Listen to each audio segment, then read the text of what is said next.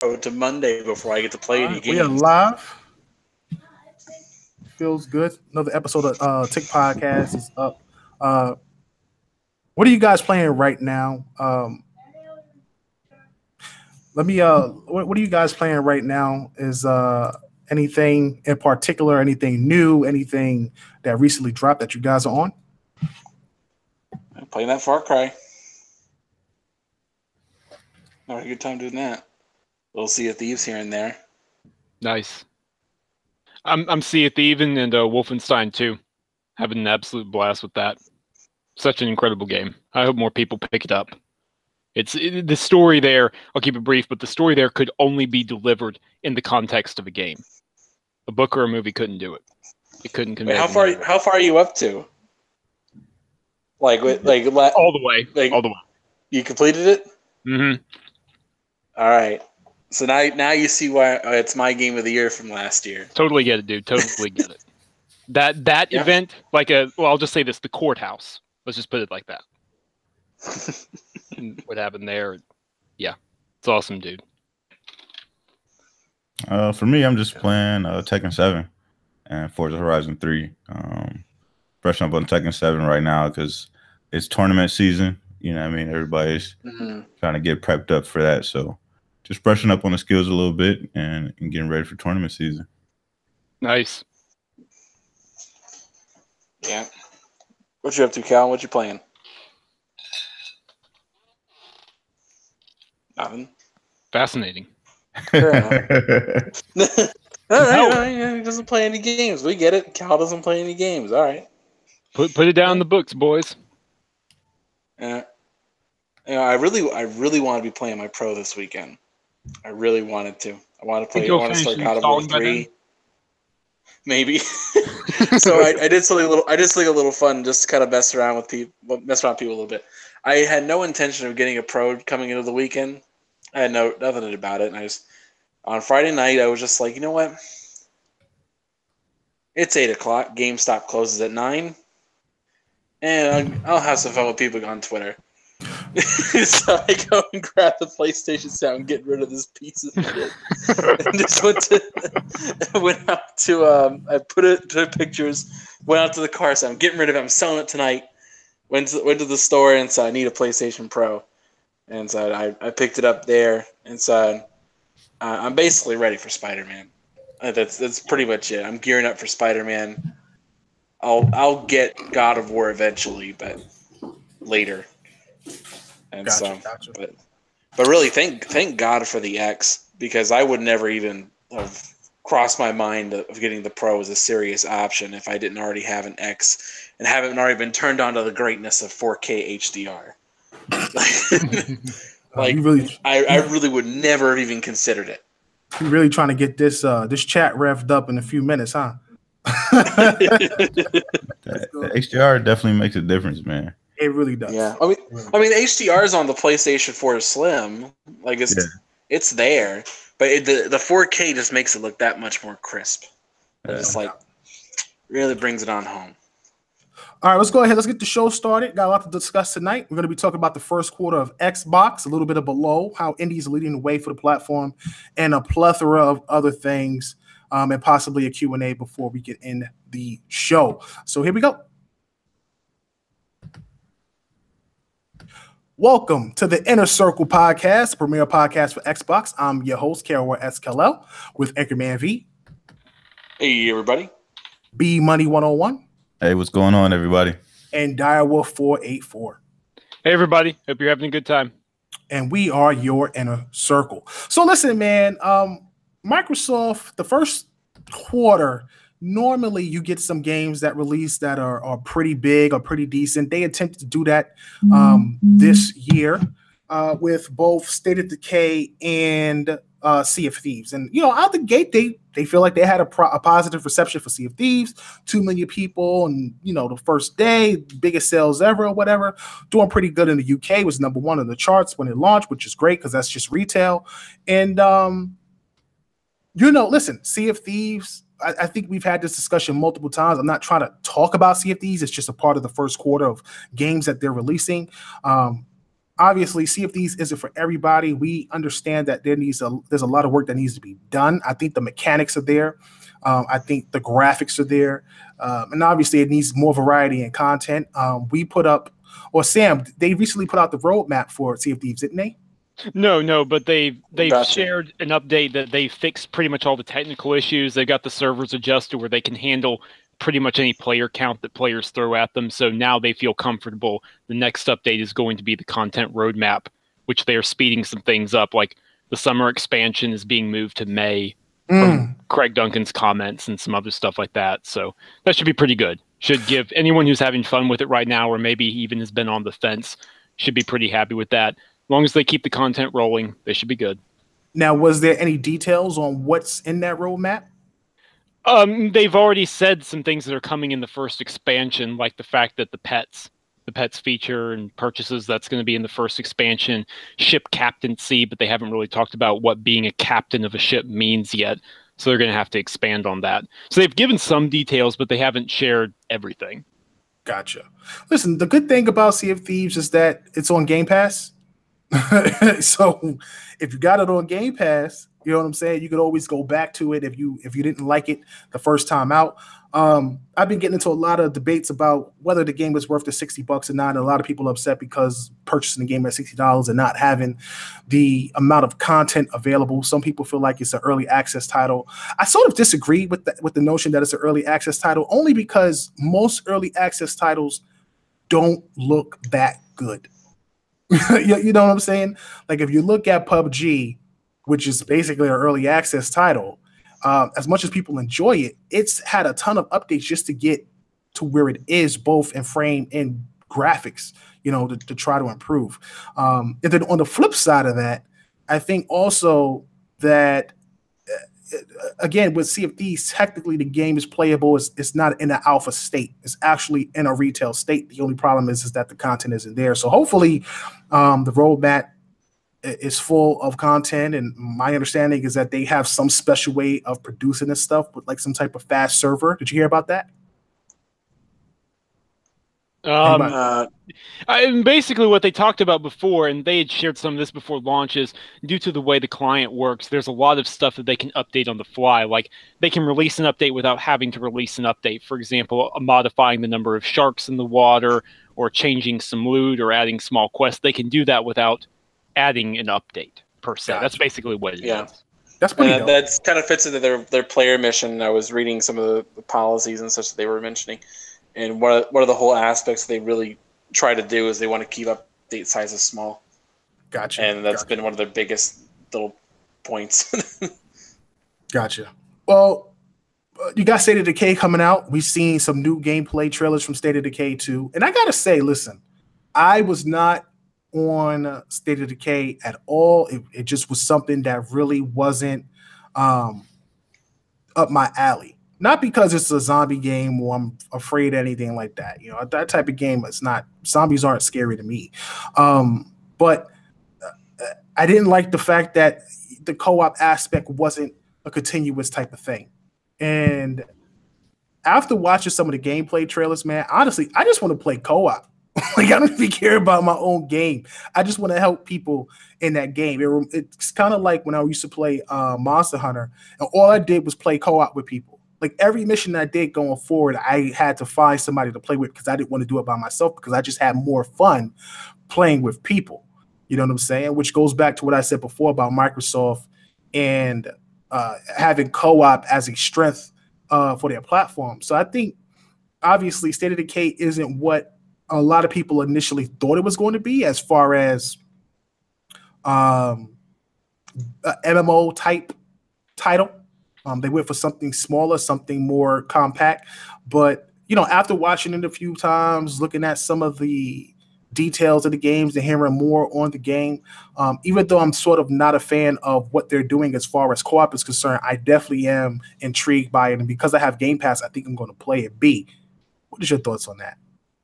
I mean, I'm definitely interested in State of Decay. I think it's just going to be one of those games I check out at a later date, just because there's so much stuff to play. And then with it being a zombie game, it's not really high on my radar. But I do like the RPG aspects of it. I like the survival aspects of it. So that's something I definitely dig. So I'll definitely check it out probably after like September, October, after the big games release. It's one of those games I can, revisit in November, December and really dig into. Mm-hmm. Yeah.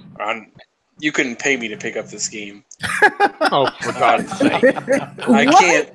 I'm so done with zombie games, dude. Like, I cannot play it. They try to make it. They're making it seem like it's the ultimate Walking Dead simulator. I don't even like Walking Dead. Really? You don't like the Walking Dead, bro? Dude? You're gonna be in my community. So you're gonna like it. Yo, Walking Dead is awesome, bro. How do you not like the Walking Dead? The whole zombie thing is played out.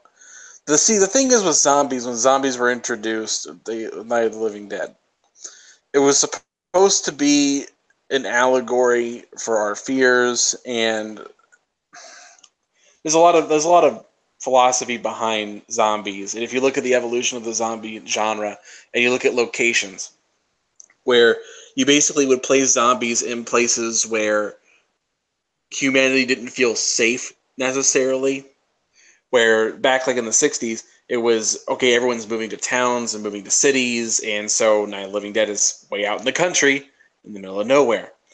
And then after that, they started kind of moving the zombies into the cities and such, because it's like, oh, the cities are dangerous. There's high crime rates. Like, you got to worry about all this kind of shit going on now.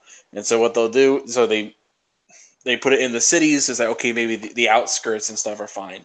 But the problem is we've been doing the same thing for so long, and it was just oversaturation of the market.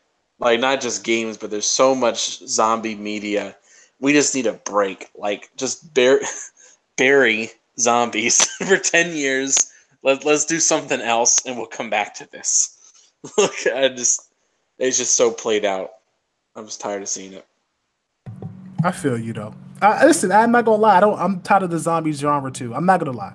I really am. You got zombies in COD. I heard they're gonna be doing some type of thing with Far Cry 5, where they're putting some type of zombies or some type of you're on Mars and it's like aliens or something like that. It was funny, man. You know what I'm saying? Like, it's just one of those things where it's just like I don't comprehend why people love zombies so much. I just like the aspect of playing co-op. You know what I'm saying? I just like the aspect of playing co-op, and I think State of Decay does that. You know what I'm saying? I think it does it. It looks like it's going to do it well.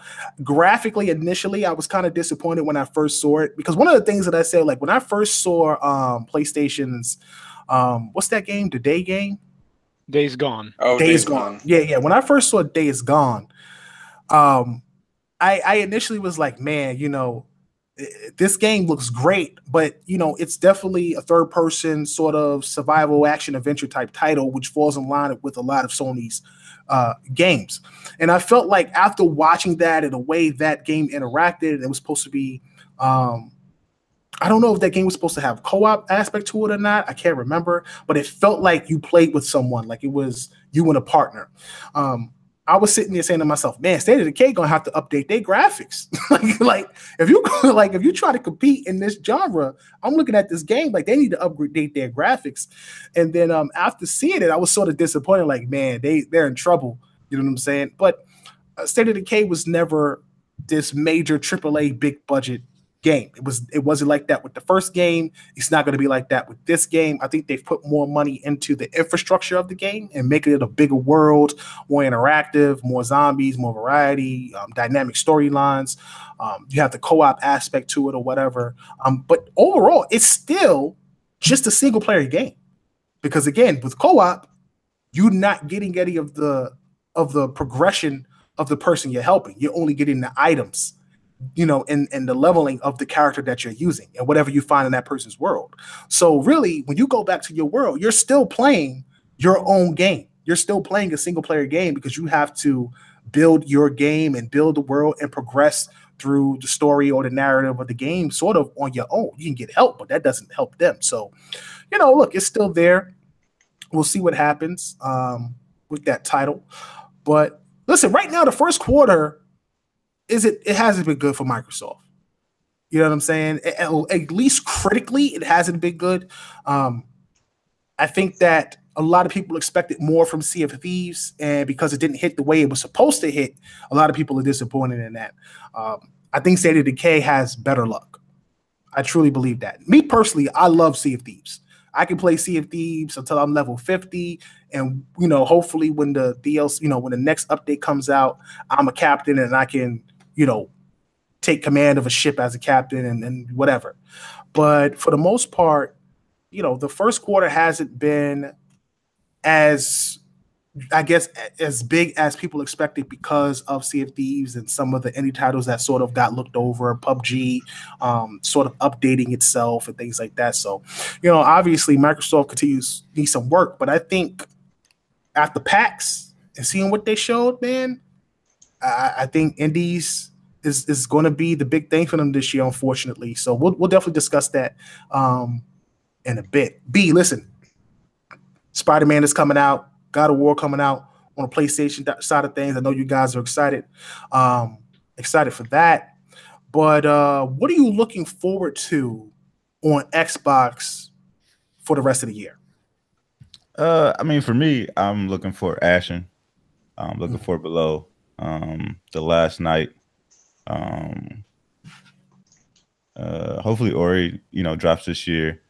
The thing for me is like a lot of the games I'm looking for are, like you just mentioned, a lot of the smaller titles, the indie stuff, because just based on the showcase that they had at last year's E3, that's the stuff that interests me the most. I never was really high on like Crackdown and, State of Decay, it is what it is. And you guys know from previous discussions that Sea of Thieves is not the game that I really wanted from Rare. And so I'm not really digging that either. So the big three was not really high on my list, but a lot of the smaller stuff definitely was. So I'm looking forward to a lot of that. And I was a little disappointed, especially in the first quarter. They showed, that great indie showcase last year, and we didn't really get a big indie game at the beginning of the year. I was hoping that at least one of them would hit. So now we kind of have to see how they trickle out through the rest of the year. Right.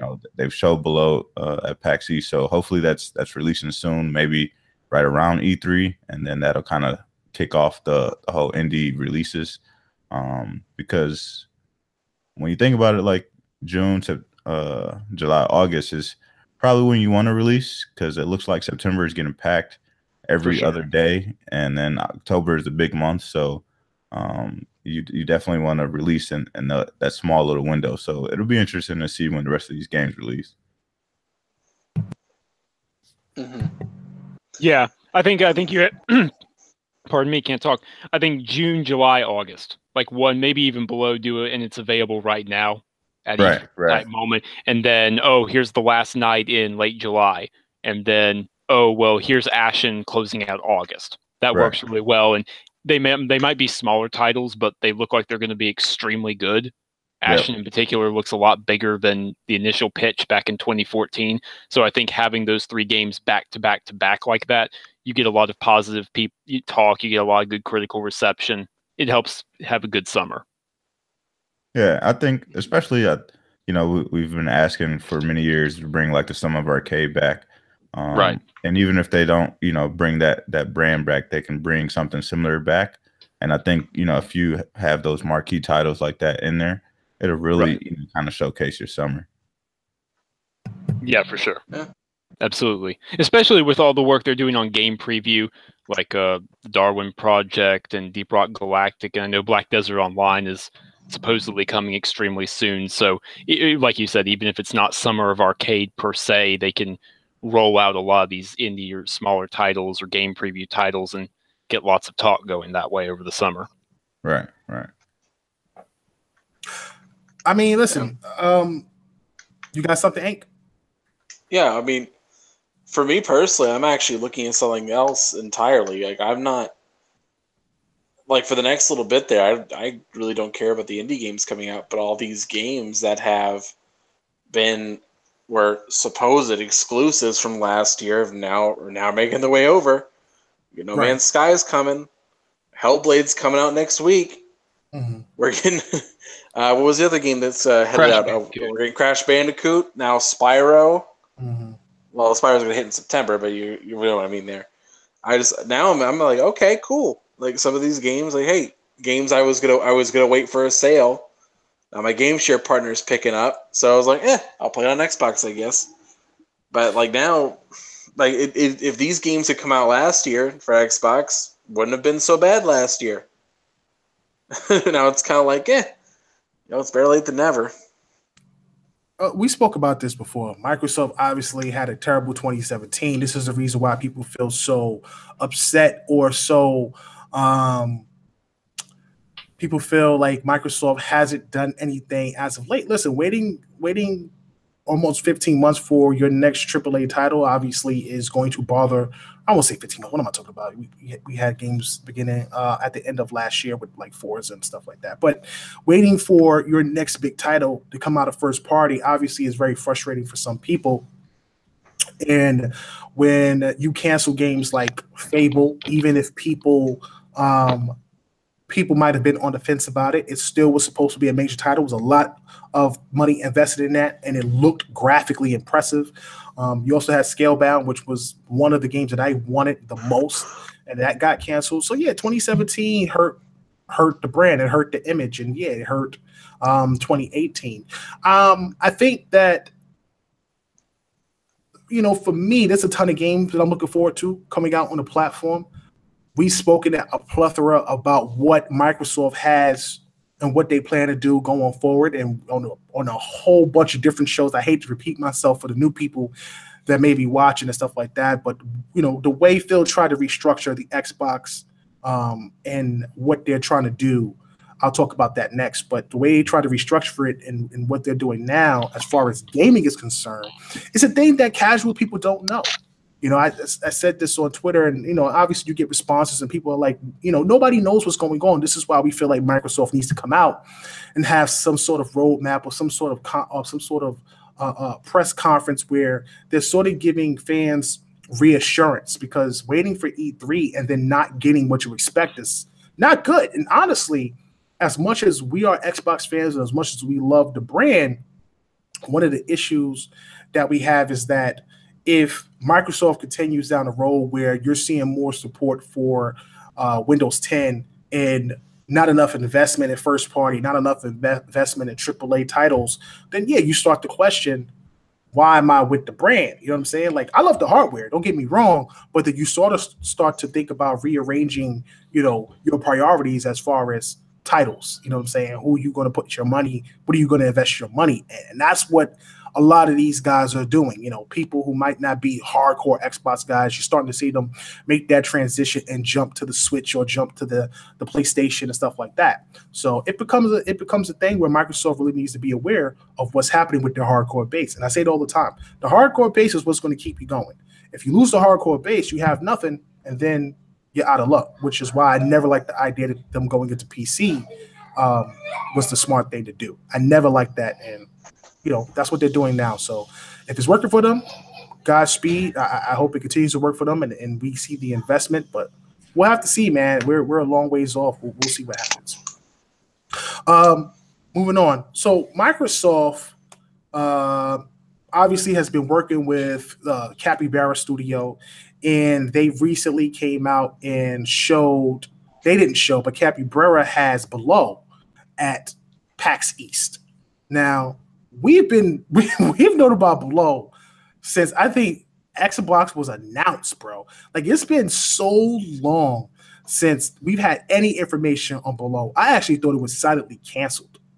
Like, we really thought that it was canceled. We just sort of gave up on Below because we didn't see it. And now that it's back, man, it came back, in my opinion, with a boom. Even for an indie, I was highly impressed with it, and it's an immediate pre-order for me. I watched some of the IGN gameplay, the 25 minutes that they showed.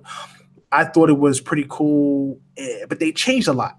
Now, this game is basically like Dark Souls mixed with like Zelda. Like, if you die, you lose that character forever. You're not getting that character back.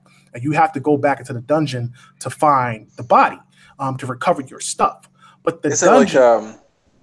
It's like Rogue Legacy or something like that? Doesn't Rogue Legacy do something like that? Yeah, similar to that. Yeah. And like, the bodies will be there, but the dungeon actually changes. It's like Diablo, where The dungeons aren't the same every time you go back in. So if you go back with a new person, your body will still be in that dungeon, but it won't be in the same area. It could be at the bottom, it could be at the top because the dungeon changed.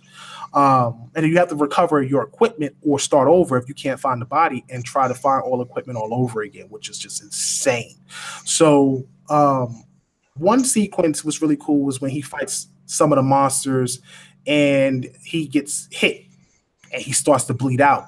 And you have 3 options to stop the bleeding. You can either eat a bunch of food and recover your health to the point that the bleeding, the health recovery supersedes the bleeding. You can create a Band-Aid with some crafting skills because you can craft in the game.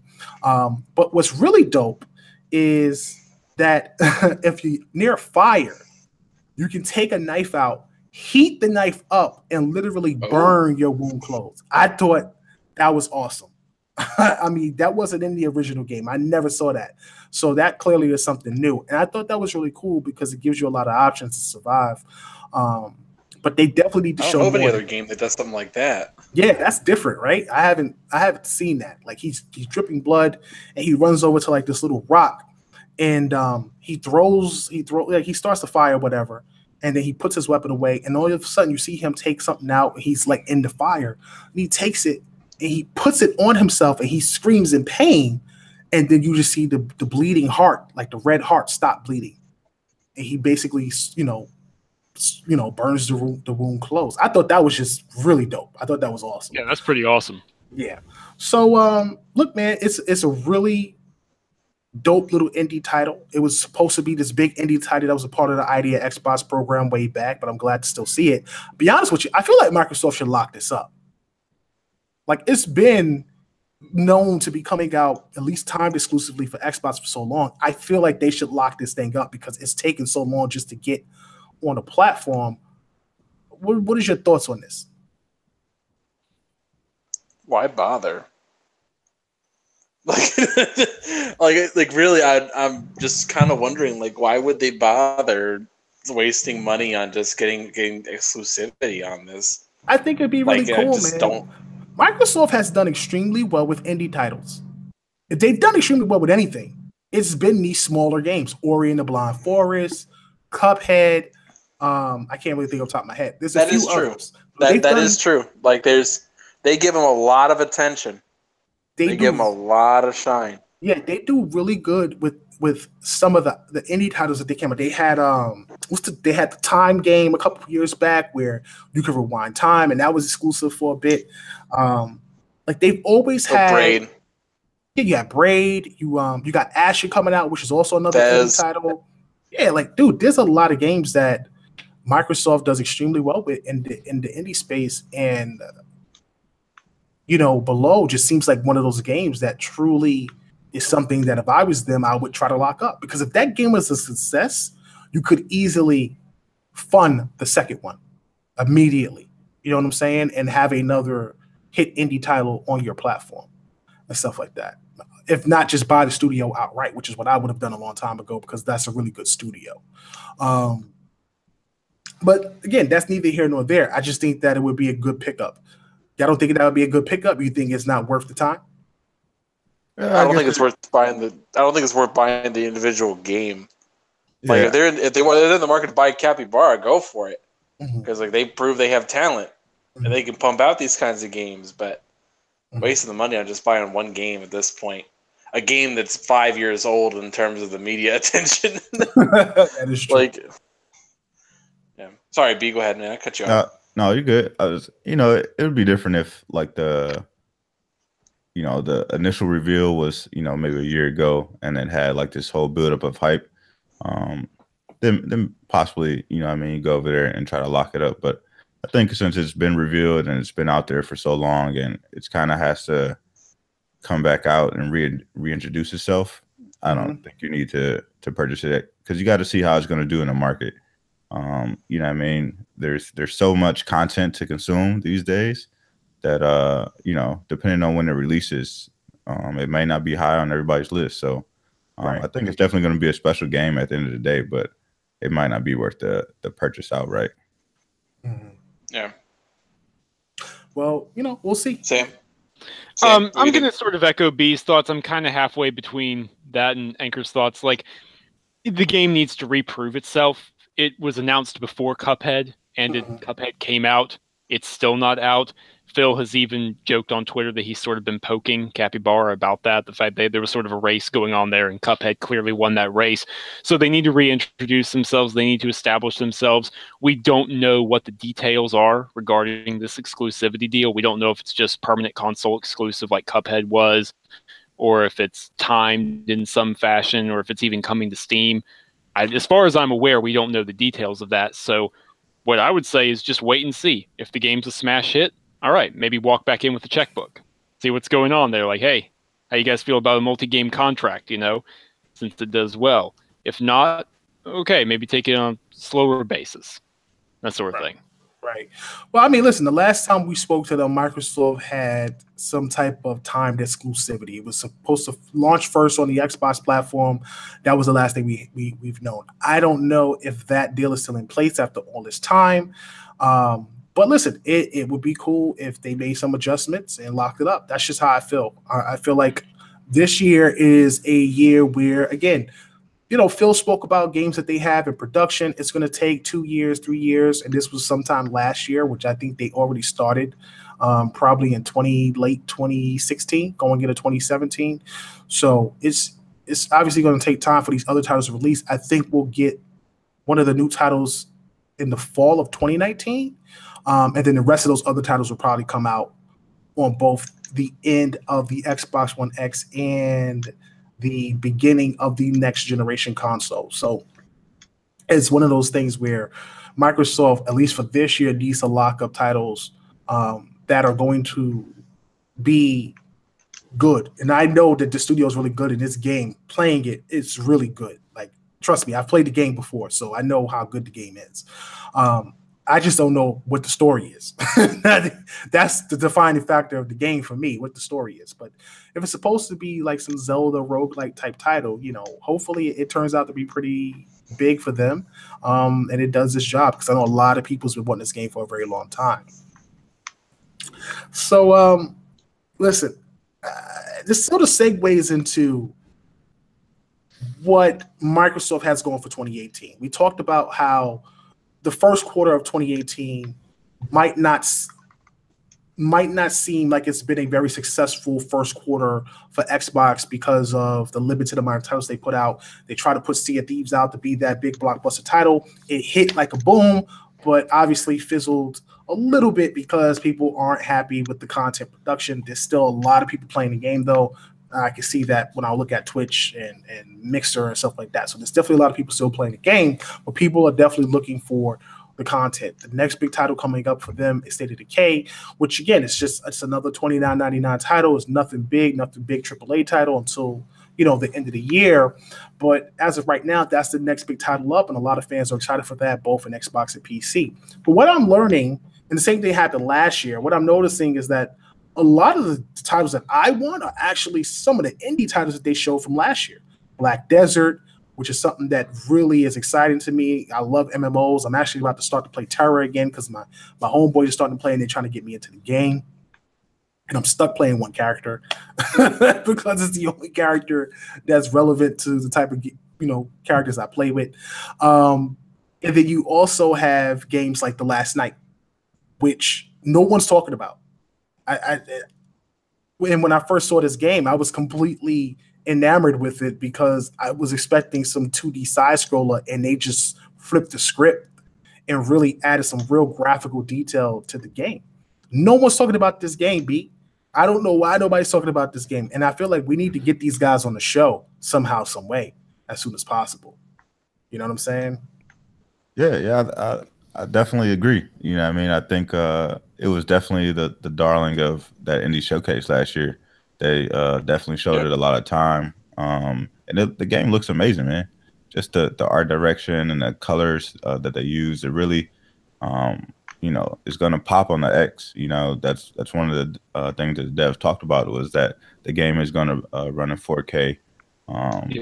So the game is going to be beautiful. So we definitely have to reach out to them, get them on the show, and let them explain a little bit more about what's going on last night. Oh yeah. Mm-hmm. I mean, dude, that aesthetic, the way it looked like it. I don't know if you guys saw the comparison to the Matrix, but it looks like the bridge tunnel scene with the water pouring of the overpass and the light coming through. Yeah. It's a gorgeous Yeah. game. I cannot wait. And the whole cyberpunk dystopian used future that's always underused. There's not enough of those games, in my opinion. Mm-hmm. Can't get enough of that aesthetic. So definitely Mm-hmm. eager to learn more there. Mm-hmm. You know, when I first saw the game, you know, I love games that take place in like a cyberpunk setting. It's one of the reasons why I'm so excited for Cyberpunk, 2077, whenever that drops. And this game is set sort of in that sort of, it gives you that Blade Runner 16-bit feel, you know, flying taxis and neon lights everywhere and people sort of just dredging around, you know, papers flowing. Like, it's really cool, man. And I'm excited about it. I got to learn more about this game. And a lot of people aren't talking about it. And maybe because it's not a big AAA title, it's not God of War, it's not Spider-Man, but it definitely is one of the titles that people need to keep an eye on the Xbox platform. The other title that a lot of people aren't talking about is Ashen, which we've spoken about and had Aurora 44 on the show a long time ago. And, you know, before they even got picked up by Xbox in the fashion that they're picked up now, this game is another title that a lot of people aren't talking about and sort of ignoring and sort of kind of bypassing because it's not another big AAA title. You know what I'm saying? And it's one of the reasons that I get a bit frustrated in what Microsoft is bringing for 2018 because people overlook these games and they're good games. And I'll be honest with you. I'll be honest with you, there's a lot of indie games that have blown a lot of AAA big budget titles out of the water in just both quality and story and just gameplay overall, being unique, being different. I've been really impressed with a lot of the stuff over the past generation in that regard. And, you know, I don't think people should sleep on these titles. Yeah, I don't No. think so either. You know, this is definitely, you know, one of those things I've been talking about since the beginning of this gen when everybody was, you know, trying to downplay indies. And, you know, I mean, I was definitely on the forefront of saying like indies can be just as big or better than some of these AAA games. And you're seeing it, you know, the proof is in the pudding. A lot of these AAA games that we, you know, bitch and complain about having microtransactions and all the nonsense that goes on with the AAA space. You know what I mean? You don't get that in your indie games for the most part. So, you know what I mean? You definitely have to put a closer eye on them and pay attention to what's going on in indie space because there's a lot of great games there that kind of go unnoticed. And, you know, that's the kind of the one knock I have on, you know, the indie games and the way that this generation is kind of treating them because they don't have, you know, that their own spotlight anymore. You know what I mean? Everyone wants to kind of put them on the same pedestal as just standard games, and you know they kind of get lost in most of these game stores. If you just look at, you know, the Xbox store, the PlayStation store, you know, the eShop, you know what I mean, all the games just kind of roll into each other. So discoverability is very hard for a lot of these indie games, and I think that's why a lot of them go unlooked unless they're really standout products. You know what I mean, where a lot of people are talking about them. You know, they just kind of get buried among everything else. Yeah, they do. And actually, Matt Piscatella, the industry sales analyst, was talking about how that's going to be an issue on the Nintendo Switch very soon. Right now, indies are selling really well, but the marketplace could get crowded in the future. So discoverability, for sure. I actually asked him about that. Like, well, what do you think that the best thing for indie devs to do is? And he said the issue is there isn't really a surefire plan. You just have to get marketing and PR and pray to God it sticks with people. Yeah. Yeah. And that is definitely a problem. But like, remember, this is kind of like that problem with indie games in particular, because like, you know, last generation, like you mentioned before, they had a whole spotlight that it was, hey, we're indie, we're fresh, we're new, right? And everyone was giving them special attention. And like, I can remember hearing all the people I talked to who parade around and sing the praises of indie games over everything else. It was like, oh, well, the only reason indie games don't sell as well as the big AAA is because they don't have the same amount of exposure. And so the mentality, like Cal mentioned before, is let's put all of them on the same playing field, on the same exposure level as every other game, And this is the problem that we're running into, is that they're just getting lost in the store. They're not getting that much attention. But like even so,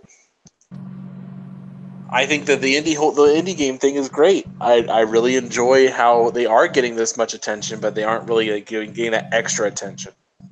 Because I think some people kind of exploit the indie status. Like at a certain point, do you consider a developer an indie developer anymore? Mm-hmm. Like, okay, what's a good example I'm looking for? Well, isn't technically CD Projekt Red an indie developer? Technically, yes. If we get technical about it, they partner with different publishers based on region. Yeah, is Insomniac technically an indie developer? Yeah. Yeah, technically, yeah. It's like, but we don't count them as indie developers. Mm-hmm. Well, you know, they got a history of making big budget titles, and they've made enough money that they could reinvest in big AAA titles. So a lot of times when we associate indie games with smaller studios, up and coming people who's trying to break into the industry, but I agree 100% that we had the show with Chris Charler, and we had Aaron Greenberg on the show, and we interviewed those guys, and we said to them back when Killer Instinct wasn't getting, we felt, the recognition that it deserved as a quality fighting title, because it was, you know, the marketing had changed. It wasn't what Microsoft was doing with 360, where you were seeing games on TV, games at the movie theater.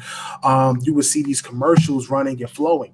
And, you know, when we spoke to them, one of the things, especially Ken Lobb said, was, "Oh, we advertise it on the front of the store."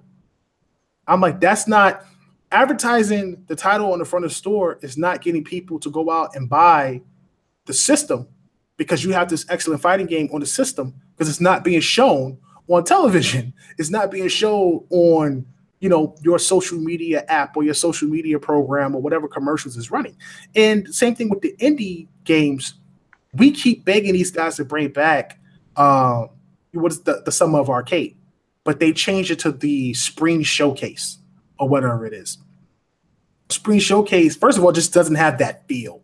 You know what I'm saying? I remember the Indie Showcase getting Explosion Man, then Missplosion Man, then the Maw. You know, what's the game? I love that game. What is that game? The one that's made by Chair and Epic.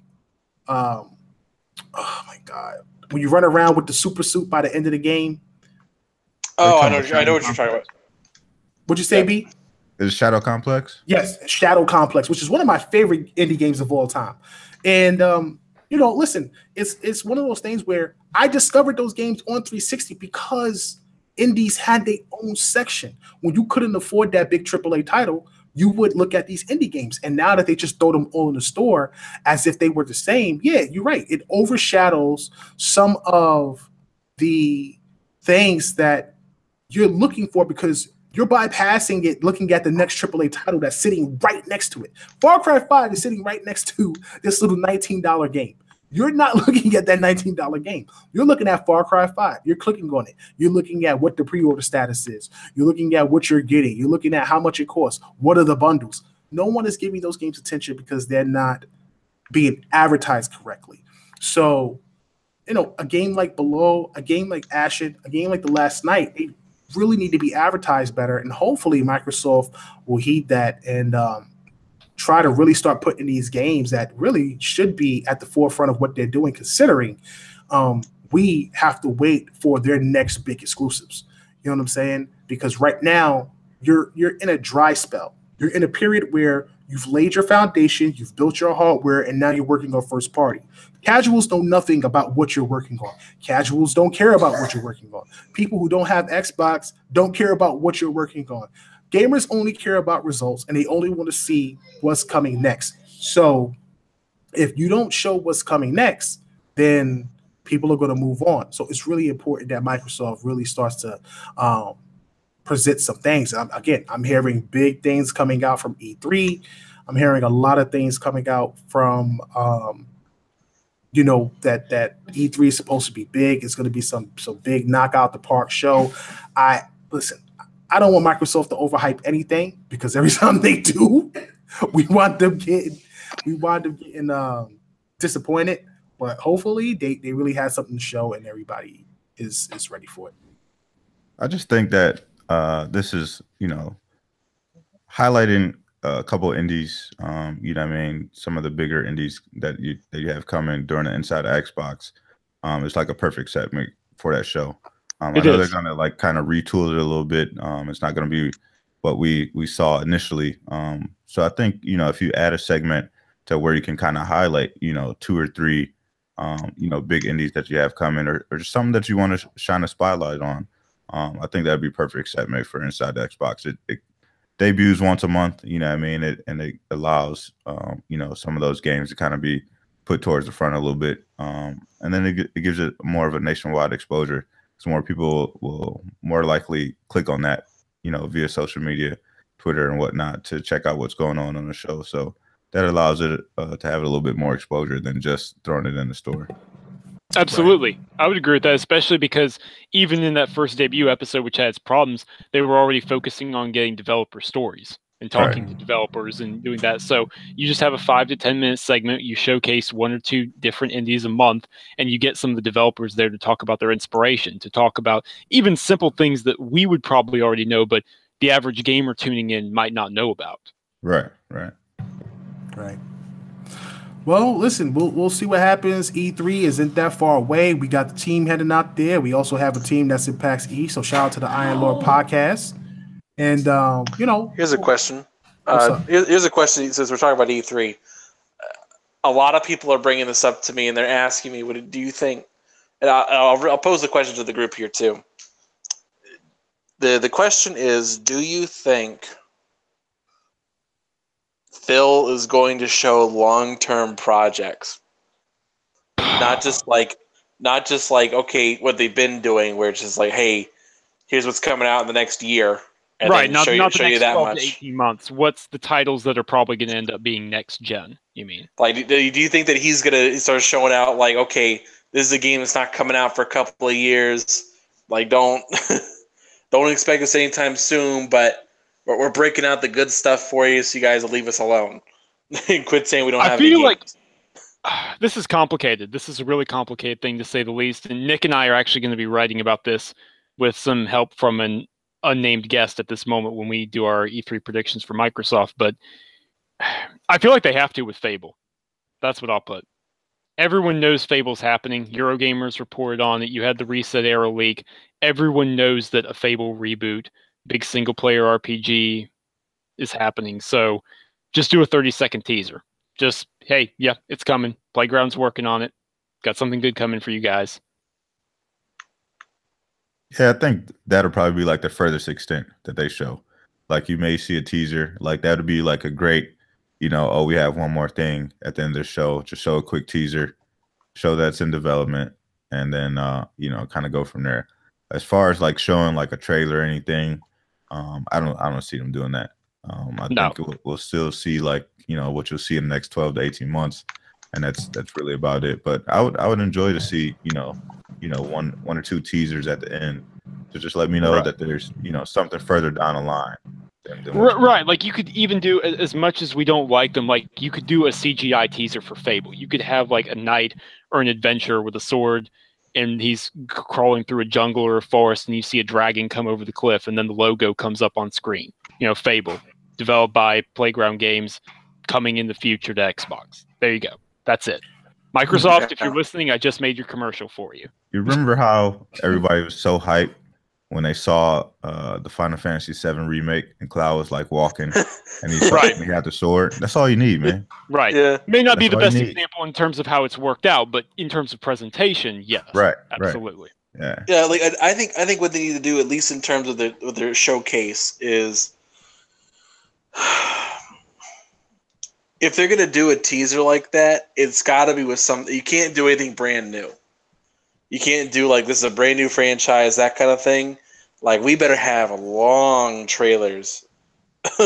Like during the conference, we gotta have long stuff to show us like, okay, yeah, this is give a bit of the game, what it's about. But like, let's say if they are bringing back Joanna Dark for another Perfect Dark, If they're gonna do that, like just do a brief 30-second thing, just show her face or something, and everyone's like, "Oh, she's coming back," and that's all you got to say. Like you don't have to get too technical about it, but I don't know. A lot of people will like you more if you keep it vague enough for them, because then you let their imaginations run wild. As much as I want to agree with everybody, I just feel like Microsoft at this point, they don't have much choice. Like they don't have a choice. They gotta present something at this E3. Yeah, but they don't have to show everything though. That's the point I'm making. Like you don't have to show Perfect Dark and Fable. Just show a Fable teaser. Hold Perfect Dark for later. Do that, and then maybe I don't know one other new IP from some partnership somewhere. Bro, you just show a little bit. You got to show everything, and you got to show everything. I'm dead serious. Like I'm keeping it 100. You got to show everything, and you got to show everything at Gamescom. No, you can't ever. I feel like Cal's managing a strip club. You got to show everything. Listen, it's the truth though.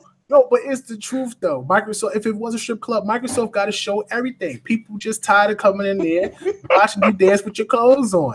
You know what I'm saying? Like it's time to take it off. Like real talk. Microsoft has to go in there and they got to show everything, bro. Like you got to show. If you're working on Fable, I don't mind if it's a teaser. You show the teaser, but you got to show it. If you show me the stick figures. If you're working on, want to have them do like the EA where they show them working in the lab. Yeah, you could do that. Yeah, like I don't even care. But the thing is, what you can't do is whatever you're showing, it's got to be. You got to know it's coming. Like it's in a done deal. Yeah, which is why Playground and Fable is perfect. Everybody knows it's happening. It's been reported. Playground has been a phenomenal studio. They've churned out incredible games in just 2 years.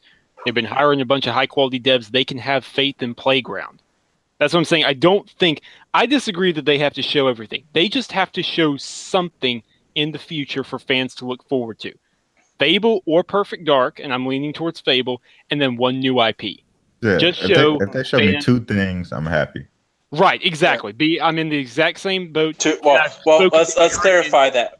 Let's clarify that. 2 things other than Gears, Halo, and Forza. Yeah. It's got to be two big things. One can be from the past that you're bringing back. And one new. Give me. I don't think that's enough. And I was talking to Eric and Nick, and they've both said the exact same things. Because it shows promise. You don't have to show a dozen games. No one's expecting them to match Sony. I'm not saying it means you're trying. I don't want them. But here's the thing. Hold on, just a moment here, please. Yeah. You don't have to match Sony's output overnight. Sony didn't get here overnight. Heck, we're how many years into the generation? How many of Sony's studios still haven't delivered a game yet? This kind of thing takes time. You show one big new IP of some studio collaboration. Doesn't have to be a studio you own. Just some big new IP, some new venture or whatever. And then you show a big promise of, remember this? It's coming back and it's going to be grand. You show those 2 things, you show the fans that you care. You show the fans that you're listening and that they can have things to look forward to in the future. Let me tell you something. If Microsoft cared, we'd have a new Jade Empire in KOTOR. I don't care how much money you got to kick out for those franchises. Those are the games you bring back. You just got to admit that you're an old geezer who doesn't know what the people want anymore. Listen, first of all, if I was running Microsoft, they wouldn't be in this position. First of all, let's get that out the way. Second of all, I'm an older guy without question, and I have been playing games for a long time. But I think I have enough wherewithal to know what at least the Xbox gaming crowd are looking for. That's somebody that's has a lot of gaming in both PlayStation, Xbox, and Nintendo. Longer than you, buddy. What are you, like 20-something years old? Anyway, but still. The point that I'm trying to make is that Microsoft needs to – you got to be able to have people wanting to stay around. You understand what I'm saying? So you can show your Joanna Dark. You can show your Fable. You know what I'm saying? Those are 2 IPs that you own. You got to have at least 2 IPs that are brand new, and they got to be big titles because you got to be able to show people that you are working to not replace, but you are working to bring in new franchises that's going to be new staples on top of Halo, Gears, and Forza. Microsoft can't put themselves in the position where they're still doing one and done games. You can't have another Quantum Break situation. You can't have another Sunset Overdrive situation. I agree. You can't have another Ride situation, which is why I never like, and I said this from day one, I have never, ever liked Microsoft working with third parties and having third parties make IPs that they own. Because once that third party is done, if they don't want to work on that game again, you got to find a new studio. And it puts you in a terrible situation getting new developers to work on a project that was worked on by somebody else. So I feel like if they do this stuff, they have these studios in place. I really feel like Playground needs to be bought. You cannot let Playground continue to just be some type of second-party developer working on Fable and Forza Horizon. Like, buy this studio. Whatever you got to pay them to buy the studio already. You got a good indie stable with Moon Studios for Ori, MDHR for Cuphead. Hopefully Ashen comes out and Aurora 44 does well. You got Undead Labs. Buy these studios. Because again, me and B, we already came to the conclusion that they're not building studios. Of course not. They're not building it. If Maybe Microsoft was going to build, that's a long ways off. Man, that's a big maybe. I don't even think that's going to happen. Right. I'm just saying it max. I'm just saying it absolute max. That's all that could happen there. So I just feel like, listen, I feel like Microsoft needs to pick up the studios that's working for them, focus on the AAA titles that they need to focus on their strength, make sure they get themselves a good co-op or multiplayer title that's going to be big for them. They focus and then have you had 3 major single player titles or whatever it is that you're going to be having that's going to be like this big grand adventure that they've been talking about for such a long time. And if they can present that on top of whatever indies they show, their indie showcase, if they have, hopefully they don't show anything VR this generation, but if they do, I wouldn't be surprised. No, I think VR for the most part, the movement's kind of dead. Like there's no more momentum coming at it. Like that they've I started seeing like even the VR proponents like I see on Twitter and such are like, yeah, I'm not feeling it anymore. Yeah. I mean, like, there's some people who are really enjoying it now who just got into it, but it's because it's just dirt cheap. Yeah. Like, it's really easy to get into now if you want to. Yeah. Well, yeah, listen, right now this year for 2018, indies are leading the way. That's how it looks. Those look like they're going to be their top titles besides Forza Horizon 4, unless it's something different. We don't know. I don't expect any. So what do you guys expect besides Forza? Because if you look at this year, it's what they've been doing the past 2 years. Last year we got the Super Lucky's Tales, right? And then we got a Forza game, and then the year before that was Recore and Forza. So are we getting another smaller title, or do you guys think it's gonna be something bigger? It's supposed to be Crackdown 3, which. Again, no, it won't be Crackdown 3. Crackdown 3 is summer. So, you bring up a very good point. They always, well, not always, as of late, they have some sort of smaller AA title launch in the fall, right? Right. Alongside the Forza. So, if you look at the Game Pass model right now, and you assume that Crackdown 3 is coming either late June or early July, it looks like they want a game dropping on Game Pass every 2 months.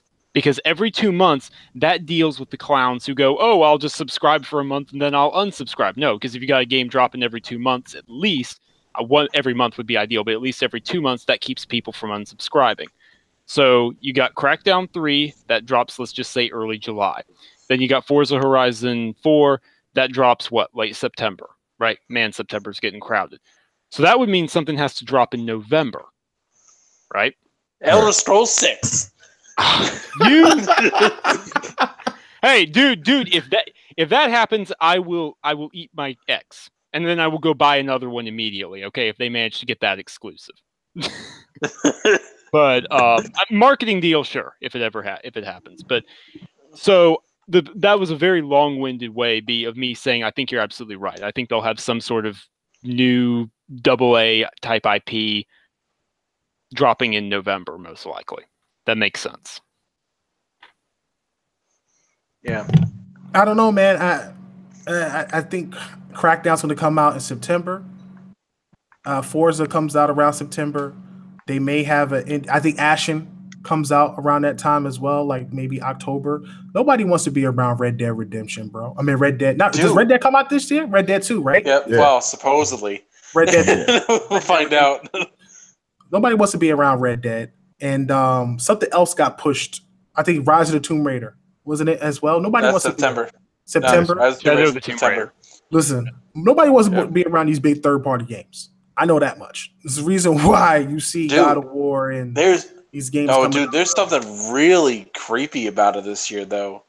Like the fact that November is almost completely open. There's something big coming in November, and something big. All the devs know about it, and that's why they're not putting a game in November. You guys, you're absolutely right. I'm telling you, Bethesda's dropping something. It's gotta be Bethesda Game Bethesda. Studios is about to unleash something on November. And they gotta be real confident in this thing too. They gotta be real confident because if they're coming out here like with this kind of firepower, like enough that they're confident enough to drop this right next to literally within 2 weeks supposedly of Red Dead Redemption 2, that means they are confident in whatever this game is that it's going to sell units. And I don't know if it's a new IP or not, but hey, it can happen. Well, we'll see, man. We'll definitely see. E3 isn't that far away. We're only about a month and some change out. So right around the corner for us and the Tick team. I'm excited about it. We're definitely going to be streaming that. We're going to try to do that show live and have, the green screen going so you guys can watch that while we're doing everything at the same time. Before we get out of here, man, I just want to discuss, some things with Xbox fans and everything like that. Really not to bring up old drama or anything like that, but I just feel like, I got into a debate today about a few things on Twitter and feel like, listen, if you have an Xbox One X, people shouldn't be concerned about what you're playing or what you enjoy or what you're into. It's become a thing where the console war is starting to supersede people's enjoyments of the game. And I kind of put that out there. And obviously maybe some people misconstrued some of the things that I said or what I was stating, but what I was trying to make, or the point that I was trying to make, was that I'm seeing a lot of people who maybe feel abandoned by Microsoft or abandoned by Xbox, and they're trying to move on from the product, turn around and bash people who enjoy the product or are into whatever Xbox is putting out because they aren't into the product. Again, had nothing to do with people demanding more of Xbox or wanting more from Microsoft or wanting more from the executives. We do that here at Take on a regular basis. My point was that if people feel a certain way about a product, let them feel that way about a product. Like, what does their enjoyment have to do with you and what you're doing? So now here comes my whole family. So I'm going to throw this on you. You guys discuss that real quick. Let me know what you think. I mean, to kind of piggyback on it too, like the latest thing is about Spider-Man, and I guess we'll talk about Spider-Man for a little bit too, because I think a lot of people are just really mad because it is an exclusive, and I will say I kind of understand why people are having a big issue with this one in particular, because this is the first exclusive Spider-Man game ever. We've never had an exclusive Spider-Man game before. I think with maybe one exception because there were no other consoles available. I think it was Spider-Man. Was it Maximum Carnage? No, there was another one. I forgot which one it is. But it was one of those games, and it was the only thing available. But we've never had a deal quite like this before. And so I understand people feeling bad about it, but at the same time, like, Insomniac's not going to be BSing you. They're not going to. If they say it's exclusive, it's exclusive, and they're not playing any games. So just say, okay, yeah. Just admit, hey, I gotta go buy a PlayStation if I want to play this game. That's it. Like, problem solved. You don't have to say anything else. Like, it just move on. But at the same time, like, and I definitely agree with the sentiment of I don't think you should use games to bash another person's opinion. Like, say, oh, well, we got this game coming out, so you're trash. Like, there's no point in doing that anymore. Like, the console war is over, guys. Like Sony won the generation. Now we're just basically we're playing catch up. That's all it is. Everyone just go play your games and enjoy yourselves. Like the fight's gone. Like it's over. I mean, I think my biggest issue more than anything is that people feel that if they rip the platform or they rip the games, that it validates their opinion. And by trying to convince other people that the game is bad or the console isn't that good, it makes them feel confident in the decisions that they made. So, again, you can talk to Phil Spencer, you can talk to other executives and developers for Xbox and give your opinions. We do it all the time. It's one of the reasons why we have guys come on the show and talk to them about the things that we want to see improve and try to give them ideas and pitch things to them.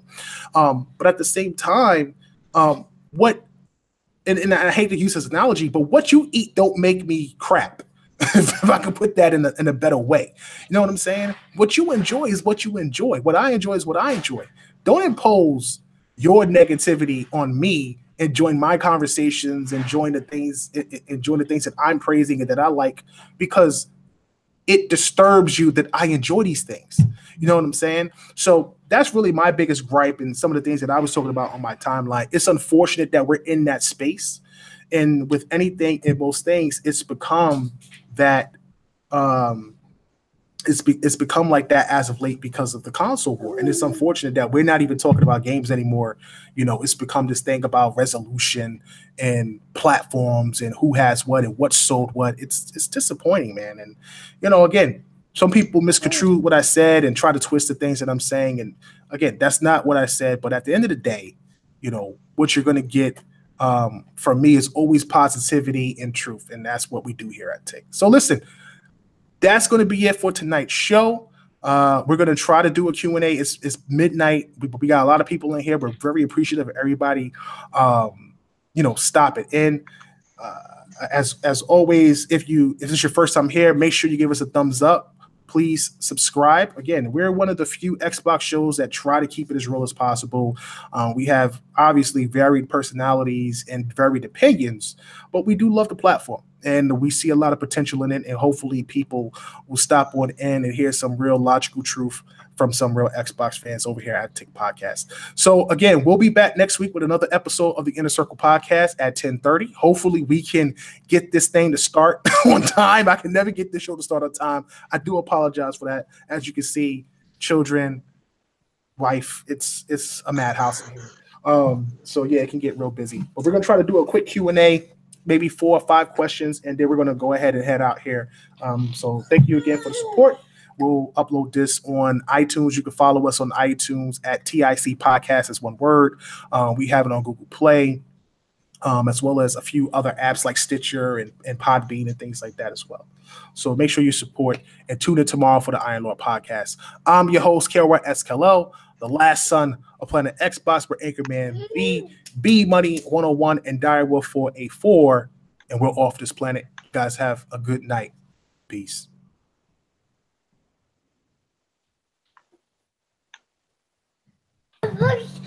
All right. So listen, man. Again, I want to thank everybody for stopping out. Big support from everybody that's coming out. If you have any questions, go ahead and answer them. It is late. I don't want to keep the team on here any longer than they have to be. So we'll try to answer them as fast as we can. So go ahead and throw them in the chat. Make sure you put a question mark on the end of that question so I can recognize the question is separated from comments. Original, what up? What's going on, Mike? How's everything going? NLG is in the building. Thanks for stopping out, brother. Big shout out to Patman Jones. Thank you, brother, for stopping out. GameStar, Monkey, Eastsiders, 49er.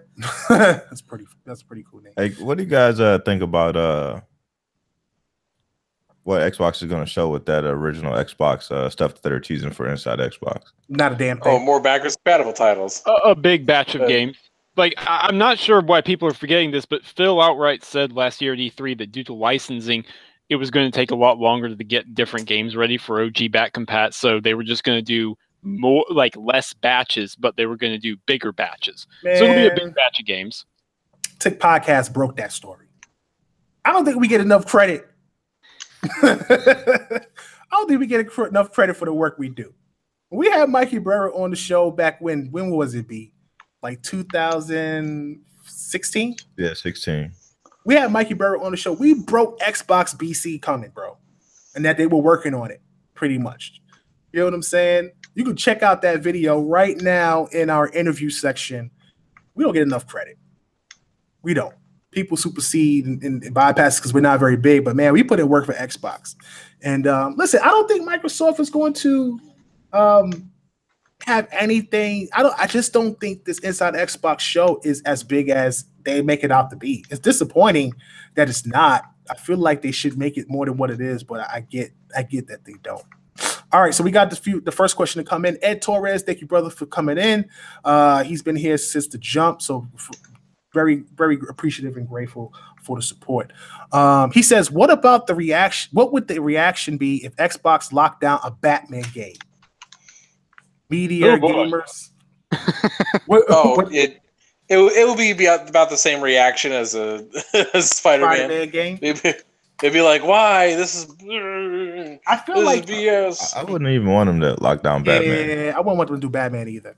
Yeah, give me a different Black Panther. Give me a Black Panther character. I would say my character's a Black Panther, Spawn. And first of all, I'm not saying that because I'm black. I just want to get that out of the way. I just like Black Panther and I like Spawn. I would love for them to do a Superman game. That's the bias in me, obviously. But we talked about this part to death. We've talked about this one for a while. But how do you balance a game for a character who's OP as hell? I have no idea. I told you my theory, bro. You got to start out where Superman has no powers on Earth, and he grows into becoming a hero by midway through the game, and then you move on from Metropolis into space to battle, villains that are stronger stuff. Yeah. Like you introduce Lobo, you introduce Mongrel, and eventually you introduce Brainiac, and finally end the game with Darkseid, and then you know who had a good idea.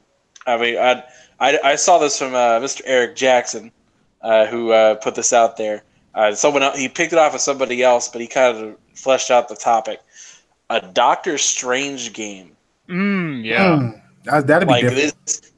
This was a cool idea because you could do like I would rather have it do more of a like don't follow the comics where it's more like in our timeline, but like do it like from the not to say don't do it like the movies, but do it like the comics where it's like set in the 70s and it's like psychedelia and all that crazy shit going on. Like if you had something like that walking around. And like you have like monsters and stuff just walking around, and you have to like learn them. Like imagine like it would basically be a Witcher in the 70s. That'd be crazy. And that would be a with like cool sorcerer game. duels, and you can go into different planes of learn spells and you learn like okay, this guy. He's like he hails from this kind of plane. If I go to the negative zone here, this will neutralize him, and it's like you learn different stuff. Like you actually can learn like people's weaknesses and all that kind of stuff. It would be, and I just imagine, and you'd be walking around like 1970s New York, and that would be really cool. Like it could be really dope. I agree. I would love that. I agree. Alex Morel asks, Cal, what do you think? Voodoo Vince 2 Xbox One exclusive? Man, why, bro? You know how I feel about that game, bro. It's like the one time I feel like I would really have some words with Phil Spencer for that game, bro. No one asked for that game, bro. Nobody in Microsoft, not even the people who work at Microsoft asked for that game. That was a straight Phil Spencer move, bro. Straight Phil Spencer move. It's disappointing.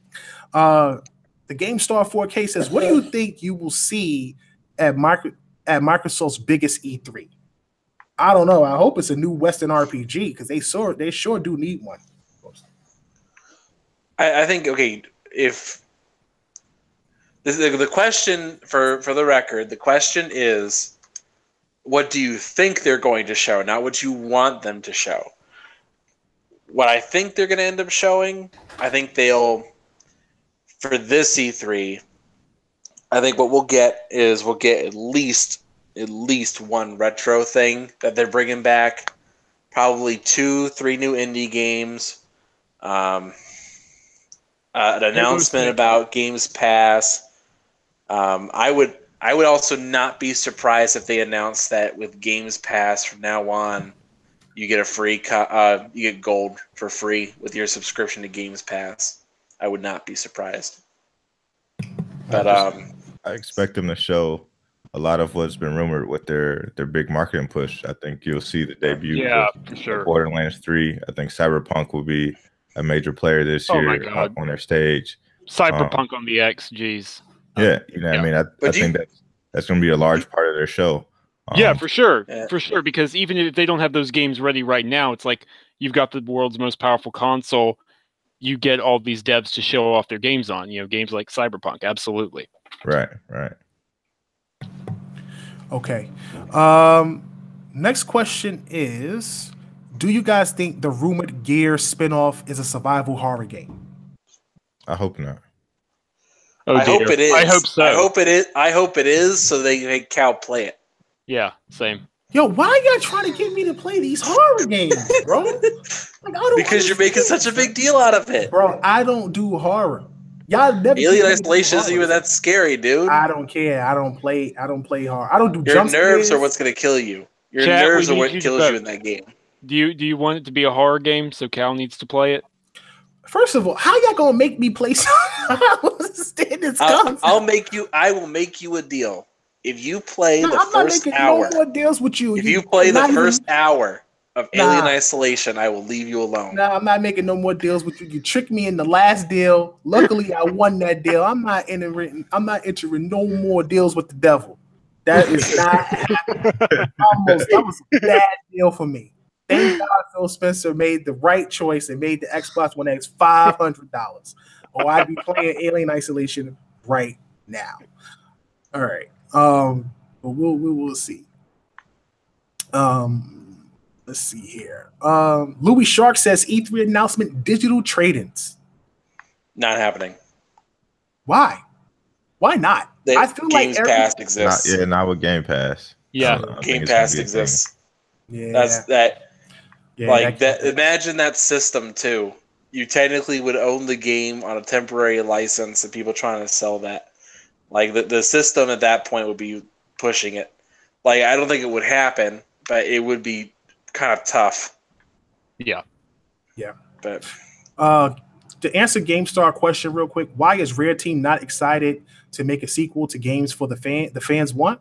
According to Craig Duncan, the team's not passionate for it. Right now their passion is in Sea of Thieves. Now wait a minute. He said that if they were going to do it, they need to be passionate for it. Doesn't mean it's not happening. Well, it's not happening, but I mean, if you're going to say, like, here's the thing. If you're going to sit up there and say that you haven't worked on a new Banjo since, when was the last time Banjo came out? Banjo Nuts and Bolts? What year was that? 2008, I want to say. Yeah, 07, 08. That was like almost 11 years ago. If you're going to sit here and tell me that you haven't had passion for one of these older franchises over the last 10, 11 years, I'm not buying it. You know what I'm saying? You can't sit here and tell me that, the team has to be passionate to make one of these games. At some point, you're gonna make the game. People keep begging for a new Banjo, a new Conquer, something of the platformers to bring, that nostalgia back from Rare, to make Rare feel like Rare again. Instead, they wanted to work on Sea of Thieves. They worked 4 years on a game that looks absolutely beautiful. I think it has the best ship mechanics and the best water physics in any game that I've played. But it's light on content. It's a service title, and the content is a play-as-you-go type title. So that's where right now their passion is, and that's what their interest is. And I feel like that's wrong. I feel like they should have another team. I think they're large enough to have another team working on some of these older games and either rebooting them or working on new sequels. I think they should definitely have a dedicated team who are, a little bit more passionate about some of the older IP. There's no reason why there isn't like a $20 Battletoads arcade game. Where just I concur. A little small beat 'em up. You can throw out in the summer and everybody can go play. Like if Shaq Fu is coming back, there's no reason why there should be a Battletoads game. D21 exclusive act. So you guys think Sunset Overdrive can get greenlit this year since Insomniac is done with Spider-Man? I don't know if they're done with Spider-Man. They're not done with Spider-Man. They're going to be doing post-launch content. Yeah. Like with story missions and new villains and stuff. Evidently, it's pretty meaningful post-launch content. So now, could it happen in the future? I mean, maybe. But not anytime soon. Mike MX, do you see a future 10 years from now where streaming cloud gaming gets so good you no longer buy a console and subscribe to just a Netflix style service? That's the future. Yep. But eventually, yeah. Yeah, eventually, yeah. I just don't know if it's going to happen in the next 10 years. Not anytime soon. Internet quality has to go way, way up. I think internet quality. The biggest thing. It's not so much the internet quality. I actually don't even think it's that. I think the biggest issue with it, above anything else, is how ISPs still handle their service. Right. Because I think a lot of people have fast enough internet now. Like, I live in the South, and like it used to be like what was considered minimum internet was 5 download, 5 Mbps, and now they get like over the last. Like 5 years ago that it was up to 30 and now it's up to 100 as like a minimum. And so it's getting better and better and better. The problem is how a lot of them are handled, and especially in the Midwest and central United States where they have data caps. Yeah, they try to tax you out the ass, man. Yeah. It's horrible. So I think that's the biggest issue. Yeah, that's by the way, the biggest issue. By the way, for PUBG fans, I got the yellow jacket in a drop just now. That's funny. Biggest side joke. I think the biggest obstacle you have with streaming service is the smaller third world countries that don't have internet. So abandoning retail, which I don't think Xbox would do, and they've stated that that's not something that they plan to do. They will still produce hardware. But probably to get the best quality game, you would probably join a streaming service because they're going to try to be running this stuff off of Azure. And you see them working with Azure. You see them working with NVIDIA, doing ray tracing, DX, what is it called? DX12 ray tracing now. It's a new thing, DX ray tracing. And that's a big deal. It's a big deal for graphics. So we definitely will see some changes coming pretty soon. Andrew Wilkins, I'm going to answer Andrew Wilkins' question. Andrew Wilkins is our resident PlayStation guy who constantly trashes all Xbox content, but he donates to he's my favorite PlayStation dude. We love him. We love him. He's my P1 listener. Can you address the delusional people in your chat that are saying that Halo 5 also... That would be me. Can you address the delusional people in your chat that are saying that Halo 5 also Horizon Zero Dawn? I guess Halo 5 sold more than Horizon Zero Dawn. Horizon Zero Dawn also Gears and Halo combined. Bro, come on. It didn't outsell Halo. No, don't. Do not do that. No, dude. Not knock on Horizon Zero Dawn. I loved Horizon Zero Dawn, but no. Nah, it didn't. It didn't outsell both. It might have outsold Gears. It didn't outsell both. I know Halo like Sam it didn't said. outsell Halo. The only category in which Horizon Zero Dawn even matched Halo 5 or Gears of War 4 is how many awards it won at the Video Game Awards. That's foul. That was cold. 0. That was cold. Icy. That was icy as the man. frozen wilds. That was cold. All right, let's finish up. Andy Hart says, why so toxic now? No problem when playing PS2, 360, PS3, OG, Xbox. It's toxic now because we have social media. Internet, YouTube. Yep. I mean, back in the day. People actually care. Yeah, I mean, back in the day, the worst thing I would argue about when I was a kid playing those games was like, Sega, Sonic couldn't swim and he would drown. Mario could.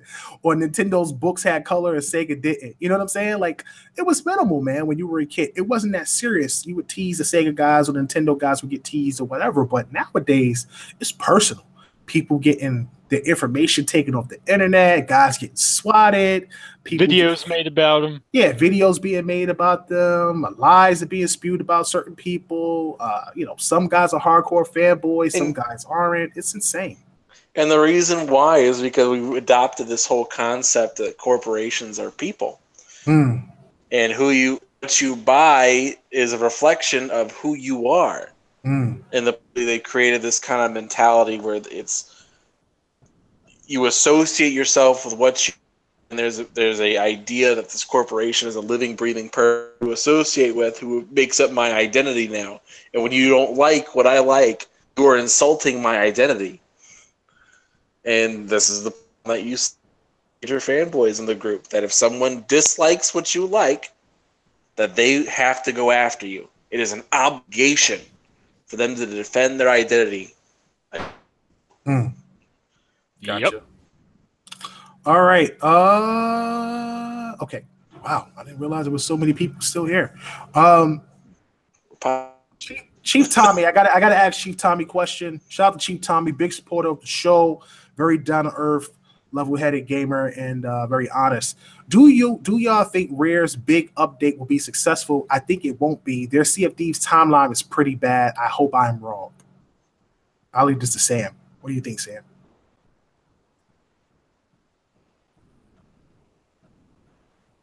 Hello? I couldn't hear what the question was. I didn't say you cut out, dude. My bad. Okay. Chief Dommy said, do y'all think Rare's big update will be successful? I think it won't be. Their CFD timeline is pretty bad. I hope I'm wrong. Timeline hasn't been released yet, though. Yeah, what's he talking about? They don't have a timeline yet. Tommy's from the future. I guess what he's saying is that, they released the game.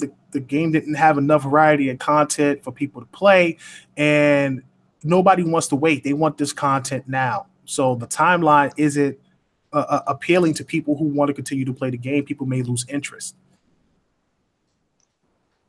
I definitely think knowing what they were kind of putting out on the game day one, you would have thought that there would have probably been like a big first week patch, or like 2 weeks in, have some sort of content update there to kind of keep people engaged, because a lot of people just feel like they're doing the same thing over and over to kind of grind to 50 to become the legendary pirate. So you would think they would kind of throw something else in there to just mix it up a little bit.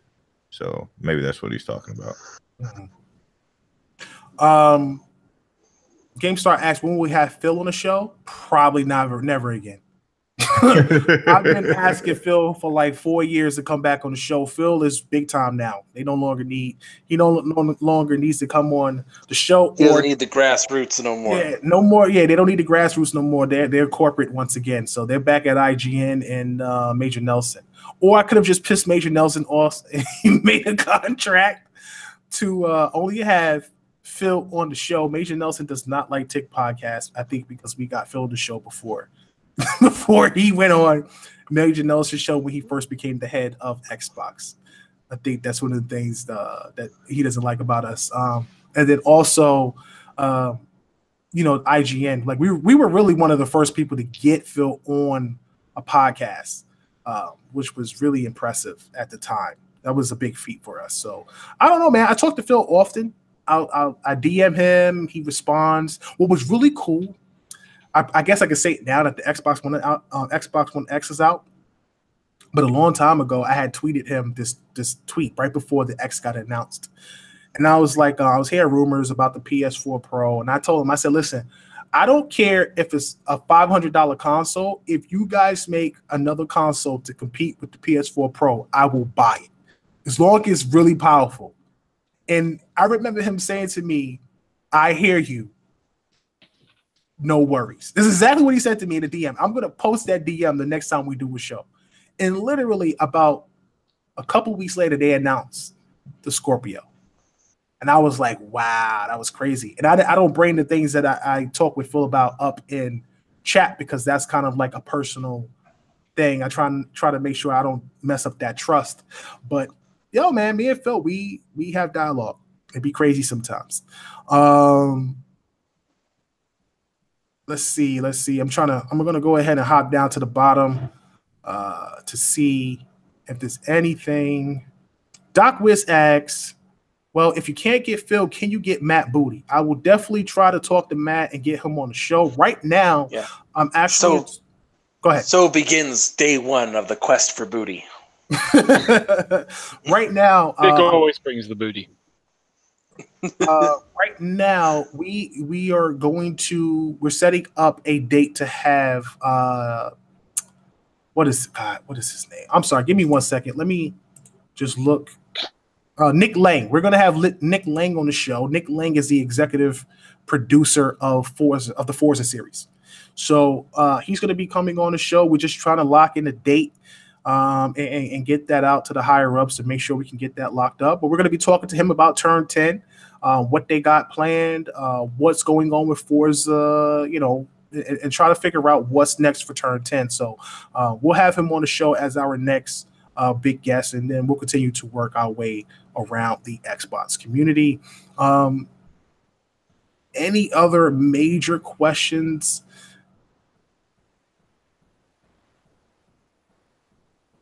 Andy Hart asks, do we have unlimited internet service in America? I do. Yeah. I do. Yeah. It definitely exists. It just depends. It's very regional, though. For those of you who are not in the States, the way the system is, because America is so large, you have certain internet service providers who control a certain region. Like where I am, it's Spectrum, or formerly Time Warner Cable. And they basically have almost an entire monopoly of over our area. Now, there's a small regional group that's also starting up, but they normally don't. They don't really compete on that level necessarily.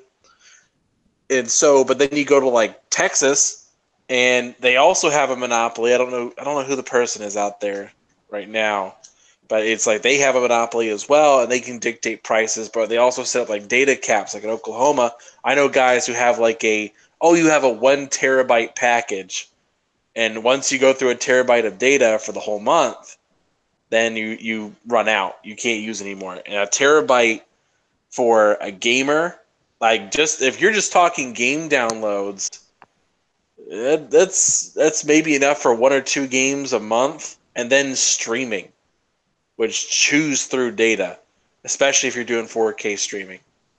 Like it's not ideal for that sort of scenario. All right. So listen, man, I want to thank everybody for stopping out. Just to finish up, I haven't heard anything about Crackdown. Have you guys heard anything about Crackdown 3? Nope. No. Sam? I've heard that nobody's hearing anything. There you go. Nothing on Crackdown 3 yet, other than what Phil has said that they're working and they're going to have something soon. So we'll get something right around before E3. We'll start to see some stuff. Normally, they kind of drop information around May, right before June. And finally, Ed Torres says, where do you want Assassin's Creed to go next? I want Aztec or Mayan. I want Japan. I know that's typical. Asia's overdue. Asia is really like overdue. That's the thing. Yeah, it's Asia's like, really as much as overdue. people are probably sick of hearing about, like, yeah, it's overdue. We need Japan. Yep. We need it. Japan. Like they've been toying around way too long, and they know fans but, want it. That's the thing too. Like, yeah, I think they're like scared I to would do it. I would do like a turn of the century, like just turn of the 20th century kind of time frame, like do a whole Last Samurai kind of vibe. oh yeah, except tie in the from Templars.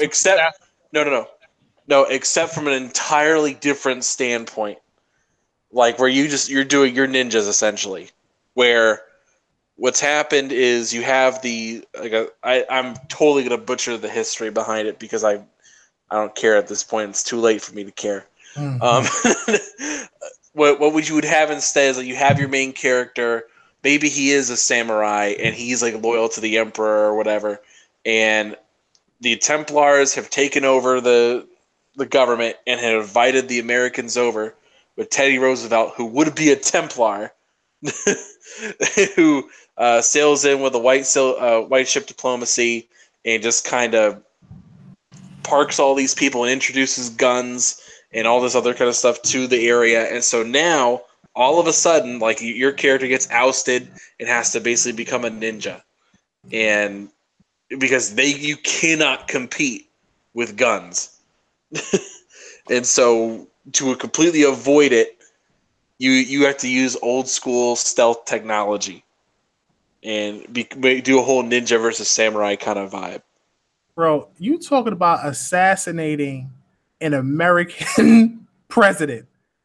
That is not fly here. No, I'm just saying Teddy Roosevelt would be a Templar agent for that to work. The Templars are the bad guys, ain't they? And you can tie in that whole thing to the Meiji modernization and the Templars introduced the modernization coming over. Yeah, it's awesome. Yep. I don't know, bro. That's tough. America's super sensitive about their presidents, about people. Man, it's some. I don't think people have that whole thing with Teddy Roosevelt. Hey, man, I've seen worse. The only people who will be mad about Teddy Roosevelt being a Templar are people who weren't going to play video games anyway. What he said. I feel like it should. I'm a history buff, and I don't care. I feel like you should be a ninja, and it should be set during the Nobunaga era, and your goal is to assassinate Nobunaga. I would love something like that. That would just be amazing. I feel like I'm like I should have been born Japanese. Anime and Asian. I don't know what it is. Like deep down inside, I feel like I should have been Asian, bro. Like anime. Jackie's gonna walk up behind you like, what? Let me offer you a monkey's paw. A monkey's paw. You could be born Asian, but it's because you work for Yutani Corporation and an alien outbreak. No, I don't want none of that alien outbreak stuff. But no, I'm just joking. But still, man, I love the Asian culture. I love the Japanese culture and stuff like that. So I would be a big fan of that. But listen, man, it's really late.